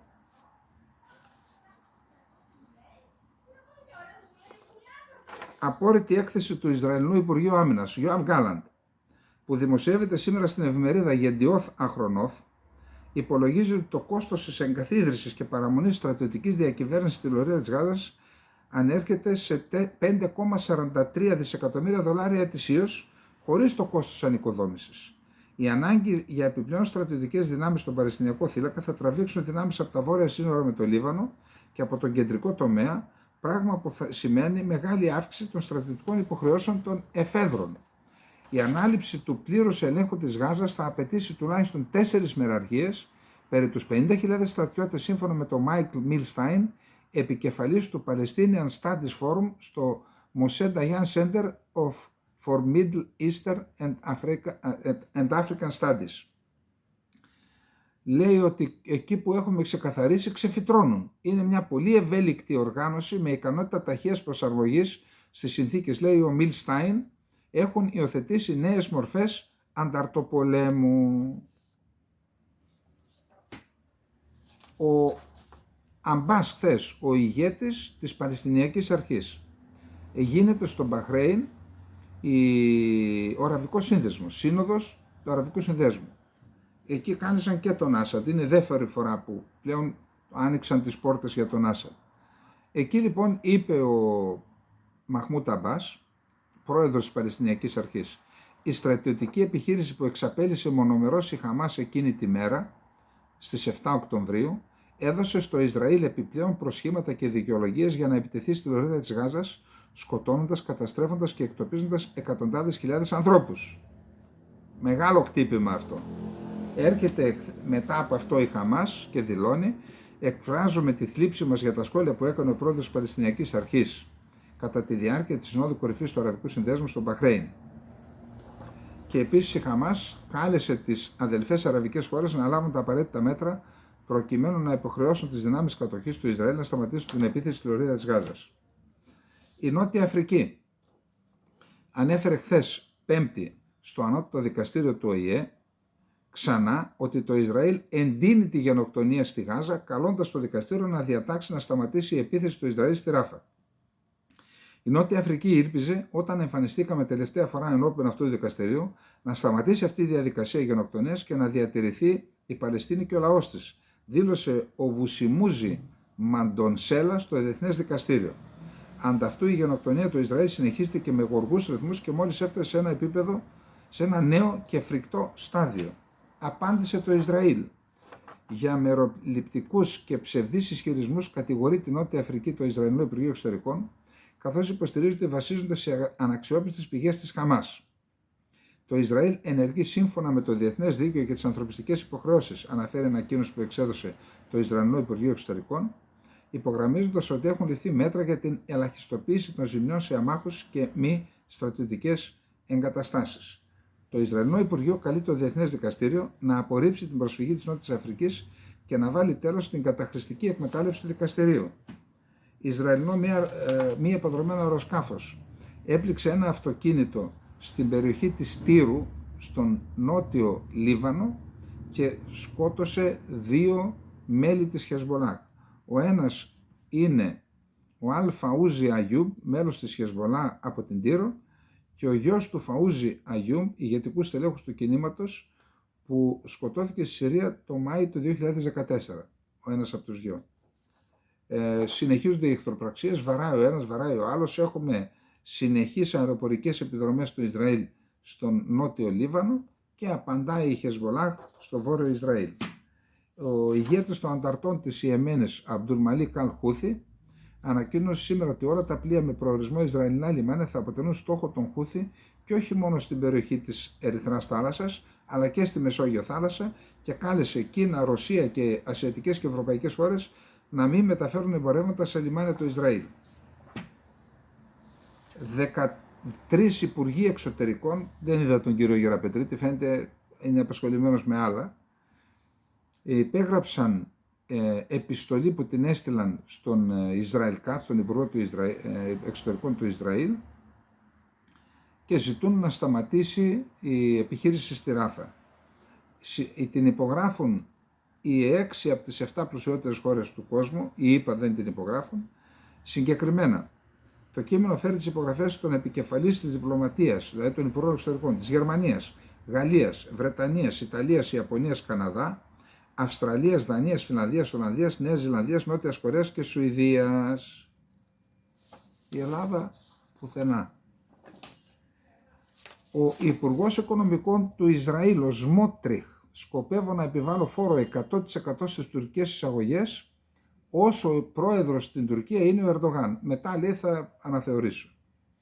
Ο Γιαΐρ Λαπίντ είναι ηγέτης της αντιπολίτευσης στο Ισραήλ. Πριν μιλήσουμε για αλλαγή κυβέρνηση στη Λωρίδα της Γάζας, είναι απαραίτητο να αλλάξει η κυβέρνηση στο Ισραήλ. Η Χαμάς επιτίθεται με μεγαλύτερη δύναμη από τις πρώτες μέρες. Όσο και αν διαρκέσει ο πόλεμος, η Χαμάς έχει αποδείξει ότι δεν θα ιτηθεί. Ποιος το λέει αυτό? Δεν το λέει κανένας φιλοπαλαιστίνιος. Wall Street Journal. Τι σας είπα πριν από λίγο? Αυτά που σας είπα είναι μετά από συζητήσεις που κάνω με ανθρώπους που γνωρίζουν, έτσι, από την περιοχή. Ο Αραβικός Σύνδεσμος ζήτησε να σταλούν διεθνείς ειρηνευτικές δυνάμεις στην Παλαιστίνη έως ότου επιτευχθεί λύση 2 κρατών, και ανώκρανη δηλαδή. Μπορεί να είναι και μια λύση αυτό. Το Al Jazeera, επικαλούμενο μία πηγή, ανέφερε ότι ένα άτομο σκοτώθηκε και άλλοι 2 τραυματίστηκαν σε επίθεση του Ισραήλ στην πόλη Al Νατζριάχ στο νότιο Λίβανο. Επίσης, Ισραηλινά αεροσκάφη πραγματοποίησαν αεροπορικές επιδρομές νότια της πόλης Σάιντα του Λιβάνου. Σήμερα το πρωί 50 συναγερμοί ενεργοποιήθηκαν σε μια σειρά οικισμών στη Δυτική Γαλιλαία μετά από επίθεση με ντρόν της Χεσβολάχ. Ο πρώην διοικητής των φρουρών της Επανάστασης του Ιράν αποκάλυψε τον ακριβή αριθμό των μη επανδρομένων αεροσκαφών και των πυράβλων που εκτοξεύτηκαν 13-14 Απριλίου εναντίον του Ισραήλ. Είπε 162 drones, 30 πύραυλοι κρούζ και 100 βαλιστικοί πύραυλοι εκτοξεύτηκαν ταυτόχρονα κατά το Ισραήλ. Ο πρέσβης του Ιράν στη Ρωσική Ομοσπονδία. Το Ιράν και η Ρωσία εργάζονται για τη δημιουργία ενός ενιαίου νομίσματος BRICS. Η δημιουργία ενός ενιαίου νομίσματος στο πλαίσιο της σύνδεσης είναι αυτό πάνω στο οποίο εργάζονται η Ρωσία και το Ιράν. Οι ΗΠΑ χρησιμοποιούν το δολάριο για να δημιουργήσουν περιορισμούς και ως εκ τούτου η χρήση εθνικών νομισμάτων στους αμοιβαίους διακανονισμούς είναι στην ημερήσια διάταξη. Πάνω από το 60% του διμερούς εμπορίου Ρωσίας-Ιράν γίνεται σε ρούβλια και ριάλ. Οι Ηνωμένες Πολιτείες της Αμερικής. Οι αμερικανικές μυστικές υπηρεσίες χαρακτήρισαν τη Ρωσία ως κύρια εξωτερική απειλή για παρέμβαση στις αμερικανικές εκλογές. Η Ρωσία είναι η πιο σοβαρή εξωτερική απειλή για τις εκλογές των ΗΠΑ, δήλωσε η Διευθύντρια Εθνικής Υπηρεσίας Πληροφοριών της χώρας, Αβρίλ Χάινς, σε ακρόαση της Επιλεκτικής Επιτροπής Πληροφοριών στη Γερουσία των ΗΠΑ. Η Χάινς κατέταξε τη Ρωσία μεταξύ των πιο σημαντικών ξένων παραγόντων, των οποίων οι δραστηριότητες στοχεύουν να επηρεάσουν ενεργά τις ΗΠΑ σε σχέση με τις εκλογές. Επίσης, λέει, είναι η Κίνα και το Ιράν. Οι Ηνωμένες Πολιτείες σχεδιάζουν να πάρουν μέτρα, αν και το διαδίκτυο δεν μπορείς να το... Ο Μπορέλ λέει πρέπει να είμαστε προσεκτικοί με την Ουκρανία, γιατί η στάση που τηρούμε στην Ουκρανία, η Ευρωπαϊκή Ένωση, και η στάση που τηρούμε έναντι του Ισραήλ, έναντι της Ρωσίας που επιτίθεται στην Ουκρανία και έναντι του Ισραήλ που επιτίθεται στο Γάζα, στους Παλαιστίνιους, μπορεί να χαρακτηριστεί ως πολιτική 2 μέτρων και 2 σταθμών. Και έτσι να είμαστε προσεκτικοί, γιατί θα μπορούσαμε να χάσουμε την αξιοπιστία μας. Καλά. Η γαλλική στρατοχωροφυλακή αυξήθηκε από 1.700 στους 2.700 σήμερα στην Νέα Καλλιδονία, γιατί εκεί ξεσηκώθηκε ο κόσμος και πάει να φάει δεύτερη κατραπακιά ο Μακρόν. Μετά θέλει να στείλει αλλού να πολεμήσουν. Κοίτα ρε την επικράτειά σου. Λοιπόν, το ΝΑΤΟ πλησιάζει, πολύ σημαντικό, ολοένα και περισσότερο στην αποτολή στρατευμάτων στην Ουκρανία για να εκπαιδεύσει τις Ουκρανικές ενόπλες δυνάμεις. Ως εκπαιδευτές λέει θα το στείλει. Οι σύμμαχοι του ΝΑΤΟ πλησιάζουν καθημερινά στην αποστολή στρατευμάτων στην Ουκρανία για την εκπαίδευση των Ουκρανικών ενόπλων δυνάμεων, αναφέρουν New York Times. Ταυτόχρονα, όπως παραδέχεται το δημοσίευμα, αυτό το βήμα θα είναι μία ακόμα παραβίαση της προηγούμενης κόκκινης γραμμής και θα μπορούσε να παρασύρει τις ΗΠΑ και την Ευρώπη σε έναν πόλεμο πλήρους κλίμακος με τη Ρωσία. Και αναφέρει το δημοσίευμα ότι έχει πρόβλημα προσωπικού, δεν μπορεί να επιστρατεύσει κόσμο η Ουκρανία και υπάρχει λειψανδρία στα μέτωπα. Η Κίνα πούλησε ποσό ρεκόρ αμερικανικού κρατικού χρέους για να απομακρυνθεί από το δολάριο. Συνολικά πούλησε 53,3 δισεκατομμύρια δολάρια ομολόγων του Αμερικανικού Υπουργείου Οικονομικών το πρώτο τρίμηνο του έτους. Το ΝΑΤΟ. Η Ρωσία δεν διαθέτει επαρκείς δυνάμεις για μια σημαντική επιθετική ενέργεια και προέλαση στο ουκρανικό έδαφος, δήλωσε ο ανώτατος διοικητής του ΝΑΤΟ στην Ευρώπη, ο Αμερικανός στρατηγός Κρίστοφερ Καβόλη. Έχει, λέει, κάποια εδαφικά κέρδη, αλλά δεν έχει για μια μεγάλη κλίμακα επίθεση για σημαντικά κέρδη. Οι Ρεπουμπλικάνοι ψήφισαν νόμο στην Βουλή των Αντιπροσώπων, με τον οποίο ζητούν από τον Biden να αναστείλει να ακυρώσει την απόφαση αναστολής ορισμένων πυρομαχικών στο Ισραήλ. Ο Biden είπε ότι θα βάλει βέτο σε αυτόν τον νόμο αν περάσει και από τη Γερουσία. Ο Βίλντερς είναι ο νέος πρωθυπουργός της Ολλανδίας. Θα γίνει, γιατί συμφώνησε με άλλα 4 κόμματα δεξιά να κάνουν κυβέρνηση. Και είπε, μία ρήτρα εξαίρεσης από τις ευρωπαϊκές πολιτικές ασύλου και μετανάστευσης θα υποβληθεί το συντομότερο δυνατό στην Ευρωπαϊκή Επιτροπή. Λέει ότι οι άνθρωποι σε Αφρική και Μέση Ανατολή θα αρχίσουν να σκέφτονται ότι ίσως είναι καλύτερα αλλού από ό,τι στην Ολλανδία. Θέλει να κάνει ένα σκληρό σύστημα για να αποτρέψει την είσοδο. Το Ευρωπαϊκό Δικαστήριο Ανθρωπίνων Δικαιωμάτων επικύρωσε χθες Πέμπτη την απαγόρευση της μαντήλας σε σχολεία δευτεροβάθμιας εκπαίδευσης στη Φλάνδρα, δηλαδή στη φλαμανδική περιοχή. Το Βέλγιο έχει 4 αυτόνομες περιοχές. Φλαμανδία, Βαλονία, μία γερμανική και οι Βρυξέλλες. Στη Φλάνδρα απαγορεύεται η μαντήλα. Και λέει δεν απαγορεύεται μόνο η μαντήλα, απαγορεύεται οποιαδήποτε επίδειξη να φοράς οτιδήποτε που κάνει φανερή εμφανώς τη θρησκεία που πιστεύεις. Πέρασε και αυτό, έχει περάσει και στη Γαλλία αυτό. Η εισαγγελία του Μονάχου ξεκίνησε έρευνα σε βάρος του Πέτρ Μπίστρον, βουλευτή του κόμματος Εναλλακτική για τη Γερμανία, ως ύποπτου για ξέπλυμα χρήματος. Λεφτά πήρε από τη Ρωσία. Υπήρχε ένα κανάλι που λεγόταν Voice of Europe, το χρηματοδοτούσε η Ρωσία, λέει, το οποίο λέει ότι πήρε λεφτά και είναι ο νούμερο 2 στο ψηφοδέλτιο της Εναλλακτικής για τη Γερμανία για την Ευρωβουλή. Και πάμε στο τελευταίο.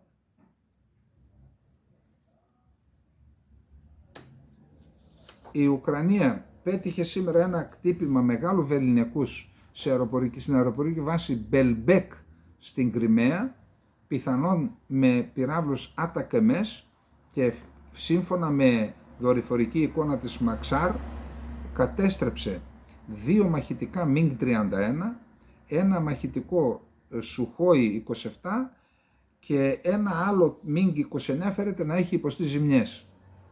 Είπαμε ότι όταν έφευγε η Νούλαντ πριν παραιτηθεί, είπε περιμένουν εκπλήξεις των Πούτιν, αυτά εννοούσε. Επίσης είχαμε, λέει, 100 ντρόν, επίθεση με 100 ντρόν, 51 στην Κριμαία, 44 στο Κρασνοντάρ και 6 στο Μπελγκορόντ και άλλο ένα στο Κούρσκ.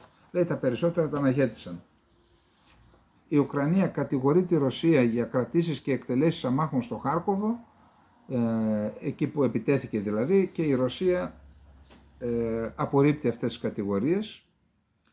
Ο Σεργέη Ριαμπκόφ, υφυπουργός εξωτερικών της Ρωσίας, είπε ότι η Ρωσία θα απαντήσει με τον ίδιο τρόπο σε οποιαδήποτε διφορούμενη πυρηνική συμπεριφορά από τη Δύση. Η Δύση έχει οθετήσει στάσεις στρατηγικής αβεβαιότητας και ασάφειας προς τη Ρωσία, προσπαθώντας να καταστήσει δύσκολο για τη Μόσχα να προβλέψει πώς θα αντιδράσει το ΝΑΤΟ σε διάφορες καταστάσεις, συμπεριλαμβανομένου όσον αφορά τα πυρηνικά όπλα. Η Ρωσία θα βάλει στην άκρη το θέμα των κόκκινων γραμμών και θα απαντήσει στη Δύση με τον ίδιο τρόπο, είπε στο ΤΑΣ. Αυτό μας έλειπε τώρα. Ο Σίρσκι, αρχηγός ΓΕΘΑ της Ουκρανίας. Οι ρωσικές ένοπλες δυνάμεις ξεκίνησαν την επίθεσή τους πολύ νωρίτερα από το προγραμματισμένο. Προσπαθεί να δικαιολογηθεί γιατί δεν τους σταμάτησε στα σύνορα. Έχουν αναπτύξει μια ενεργό ζώνη μάχης 70 χιλιόμετρων. Προσπαθούν να μας αναγκάσουν να χρησιμοποιήσουμε επιπλέον ταξιαρχίες από την εφεδρεία, και αφού έλεγξε όλες τις μονάδες εκεί που ετοιμάζονται για άμυνα, πήγε και στο Σούμι, γιατί η εκτίμηση είναι ότι η επόμενη περιοχή που θα χτυπήσουν οι Ρώσοι θα είναι το Σούμι. Ο Ζελένσκι υπέγραψε νόμο που επιτρέπει σε ορισμένες κατηγορίες καταδίκων να υπηρετήσουν στο στρατό. Τους χαρίζει δηλαδή τη φυλακή για να υπηρετήσουν στο στρατό. Αυτό σημειωτών το έκανε η Ρωσία με την Βάγνερ. Και υπέγραψε και έναν άλλο νόμο που προβλέπει αυστηρά πρόστιμα για όσους δεν συμμορφώνονται με τους κανόνες επιστράτευσης. Οι δυτικές χώρες προετοιμάζουν συντονισμένα διπλωματικά μέτρα που έχουν στόχο να πείσουν το Ζελένσκι να αποδεχτεί τις διαπραγματεύσεις με τη Ρωσία, ανακοίνωσε ο γαλλικός ραδιοσταθμός Europe 1. Οι ΗΠΑ με την οτροπία του ψυχρού πολέμου φέρουν την ευθύνη για την εμφάνιση και την επιδείνωση της ουκρανικής κρίσης, δήλωσε το Κινέζικο Υπουργείο Εξωτερικών, ενώ ο Πούτιν είναι εκεί. Καταλαβαίνετε, συντάσσεται απολύτως. Ο Πούτιν, μιλώντας σε ένα πανεπιστήμιο στο Χαρμπίν στην Κίνα, έκανε μερικές δηλώσεις. Είπε, μετά τις 20 Μαΐου δεν είναι νόμιμη παραμονή του Ζελένσκι, δεν πρόκειται να υπογράψουμε με αυτόν κανένα χαρτί συμφωνίας, εάν δεν εγκριθεί από το πολιτικό και νομικό σύστημα της Ουκρανίας, συμπεριλαμβανομένου του Συνταγματικού Δικαστηρίου. Για τον Μπελούσοφ, το νέο Υπουργό Άμυνας, είπε, είναι ένας από τους καλύτερους οικονομολόγους στη χώρα, είναι σε θέση να συντονίζει τις δραστηριότητες του Υπουργείου Άμυνας με όλα τα τμήματα. Πρώτα πρέπει να λάβουμε μια απάντηση από τον Μακρόν, εάν τα στρατεύματά του θα σταλούν στην Ουκρανία, και μετά θα μιλήσουμε για τις συνέπειες, είπε ο Πούτιν. Μιλώντας στους φοιτητές, είπε, η Ρωσία και η Κίνα μπορούν να κάνουν πολλά ενώνοντας προσπάθειες στους τομείς της προηγμένης τεχνολογίας. Η κατασκευή νέων πυρηνικών μονάδων στην Κίνα με ρωσική συμμετοχή πραγματοποιείται σύμφωνα με το χρονοδιάγραμμα. Ρώσοι και Κινέζοι επιστήμονες εργάζονται σε λύσεις που μπορούν να μειώσουν ριζικά τις εκπομπές ρήπων. Είμαι βέβαιος ότι τα πειράματα στον επιταχυντή Νίκα θα οδηγήσουν σε νέες ανακαλύψεις παγκόσμιας κλάσης και θα προωθήσουν την πρόοδο προς όφελος της ανθρωπότητας. Το εμπόριο μεταξύ Ρωσίας και Κίνας αυξήθηκε σε ρεκόρ 240 δισεκατομμυρίων δολαρίων το 2023, αυξημένο 26,3% σε σχέση με το 2022. Ο πολυπολιτικός κόσμος πρέπει να ενισχυθεί, δηλώνουν και οι Κινέζοι και Ρώσοι. Η συνάντηση, τώρα πώς είδε ο δυτικός τύπος στη συνάντηση των δύο ανδρών. Guardian, η συνάντηση των καλύτερων φίλων Σι και Πούτιν αμφισβητεί τη δυτική παγκόσμια τάξη. Τζίμπινγκ και Πούτιν βλέπουν ο ένας τον άλλον ως συμμάχο σε μια πολυπολική παγκόσμια τάξη πραγμάτων που θα μπορούσε να αμφισβητήσει τη σημερινή θέση της Δύσης με επικεφαλή στην Ουάσιγκτον. Η διήμερη επίσκεψη είναι γεμάτη με συμβολικές χειρονομίες που υπογραμμίζουν την αμοιβαία επωφελή φιλία που έχει ανθίσει περαιτέρω από το ξέφρασμα της σύγκρουσης στην Ουκρανία. Washington Post.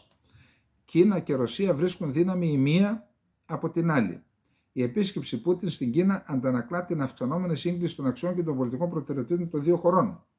Η εφημερίδα L'Express. Πούτιν και Τζίμπινγκ δίδαξαν στη Δύση ένα μάθημα. Οι δύο καλύτεροι φίλοι, όπως θέλουν να αποκαλούν τους εαυτούς τους, είναι ίσως περισσότερο στην ίδια γραμμή από ποτέ. Fox News. Και οι δύο πλευρές θέλουν να δείξουν ότι παρά τα όσα συμβαίνουν στον κόσμο, παρά την πίεση που δέχονται από τη ΣΥΠΑ, δεν πρόκειται να γυρίσουν την πλάτη ο ένας στον άλλο το επόμενο διάστημα. CNN. Η τρέχουσα επίσκεψη Πούτιν στην Κίνα δεν είναι απλώς μια συνάντηση για να καταδείξει αυτή την απεριόριστη εταιρική σχέση μεταξύ των δύο χωρών. Αυτός είναι σε μεγάλο βαθμό ένας τρόπος ταπείνωσης της Δύσης και των ΗΠΑ. Ειδικά τώρα που η Κίνα προσπαθεί να καθιερωθεί ως ηγέτης σε μια νέα παγκόσμια τάξη πραγμάτων, σε μια διαφορετική κοσμοθεωρία από τη Δύση. Das Erste. Ο χαιρετισμός μεταξύ των αρχηγών της Κίνας και της Ρωσίας είναι εγκάρδιος. Αυτό είναι ένα σαφές μήνυμα. Είναι οι καλύτεροι φίλοι. Αυτό είναι απαραίτητο για τη Ρωσία επειδή είναι απομονωμένη από τις δυτικές κυρώσεις. Η Κίνα είναι πλέον ο σημαντικότερος εταίρος για τη Ρωσία τόσο πολιτικά όσο και οικονομικά. Ο Τζίπινγκ θα συνεχίσει να υποστηρίζει τον Πούτιν και θα προσπαθήσει να αποτρέπει οποιαδήποτε προσπάθεια αλλαγής καθεστώτος στη Ρωσία γιατί τον αφορά. Μια επαγγελματική φιλία έχει αναπτυχθεί μεταξύ τους, καθώς τα ενδιαφέροντά τους είναι παρόμοια. NTV. Η Κίνα και η Ρωσία είναι δύο κράτη με παρόμοια συμφέροντα και οι δύο παίρνουν αντιδυτική θέση. Ωστόσο, η Κίνα ενεργεί ως ανώτερος εταίρος. Η Ρωσία έχει μόνο μία επιλογή: να παίξει το κινέζικο χαρτί. Χρειάζεται τη διπλωματική υποστήριξη του Πεκίνου και τα αγαθά διπλής χρήσης από την Κίνα. Washington Post. Ο Πούτιν και ο Σι επιβεβαίωσαν το κοινό τους όραμα για μια πολυπολική παγκόσμια τάξη, στην οποία οι χώρες υπό την ηγεσία της Κίνας και της Ρωσίας θα μπορούν να λειτουργούν με διαφορετικούς κανόνες από αυτούς που θέτουν οι ΗΠΑ και άλλες φιλελεύθερες δημοκρατίες. Η συνεχιζόμενη διπλωματική και υλική υποστήριξη της Κίνας προς τη Ρωσία και προς τη σύγκρουση με την Ουκρανία, με το Πεκίνο να παρουσιάζεται ως πιθανός μεσολαβητής, ανησυχεί τη ΣΥΠΑ και τις χώρες της Δυτικής Ευρώπης. Και το Bloomberg, και τελειώνουμε. Η στενή συνεργασία μεταξύ Μόσχας και Πεκίνου προκαλεί αυξανόμενη ανησυχία μεταξύ των δημοκρατικών ηγετών από την Ουάσιγκτον μέχρι το Τόκιο. Πρώτα απ' όλα φοβούνται μια στρατιωτική συμμαχία μεταξύ Ρωσίας και Κίνας. Μαζί αυτές οι χώρες σχηματίζουν μια ισχυρή συμμαχία που αποτελεί μεγάλη απειλή για τη Δύση. Αλλά η Δύση έχει μια πιο πιεστική ανησυχία. Ο συνδυασμός της οικονομικής, στρατιωτικής και πολιτικής ισχύως αυτών των δύο χωρών προσελκύει άλλους ηγέτες, αναγκάζοντάς τους να απομακρύνονται από τις ΗΠΑ ως παγκόσμιο ηγεμόνα. Έχουμε και άλλα θέματα τα οποία θα τα αφήσουμε αν μπορέσουμε να τα πούμε αύριο. Ήδη έχουμε φάει το χρόνο. Λοιπόν, αυτά είχαμε να πούμε για σήμερα. Σας έχω για αύριο καλά πράγματα. Λοιπόν, είπαμε βοηθάμε το κανάλι όπως μπορούμε. Προχωράμε δυνατά. Μου αρέσει. Σχόλια. Αν θέλετε να βοηθήσετε με δύο τρόπους που έχουμε το κανάλι, στα περισσότερα μπορείτε να το δείτε, και φυσικά συμμετέχουν.